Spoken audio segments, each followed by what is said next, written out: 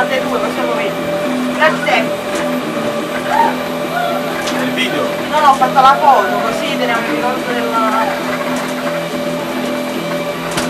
Benvenuti a bordo di Arcobaleno, il primo treno su monorodaglia nato in Italia. Ha 12 vagoni, è lungo 30 metri, trasporta circa 70 persone e viaggia su fai una foto, fai un un'altezza video. media di 6 metri. Che bello! Sarà qui a maiala, vedi, ci puoi andare. Perciò ne detto dopo ci siamo andati là, tu guardami tu la carta. Visiti l'Italia in grande praticamente, guarda, alla vostra sinistra abbiamo riprodotto Venezia in scala 1:5 con il campanile di Piazza San Marco alto 20 metri e 119 dei suoi palazzi che si affacciano sul Canal Grande per farvi navigare in uno spettacolo unico al mondo. Acqua potabile, stanno pure il fondamento. Grazie Italia. come più grande. E lei a Vicino al casa palazzo l'Arena Spettacolo di Piazza Italia con la Basilica di Santa Croce di Firenze solo 4 volte più piccola di quella vera.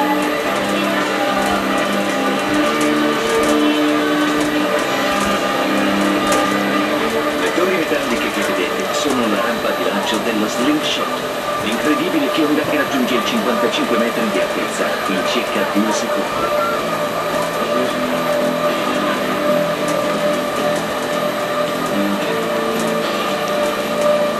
E poi la canoa, l'autovolante acquatico, per vivere emozioni mozzafiato.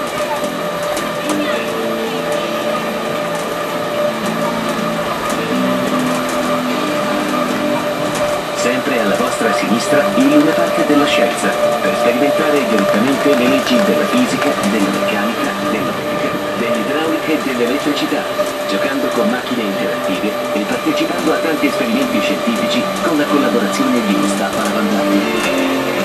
Alla vostra destra potete ammirare in un incantevole scenario le oltre 270 miniature che il parco espone in scala da 1:25 a 1:50. Poi faremo una breve sosta per poter scattare fotografie o effettuare riprese.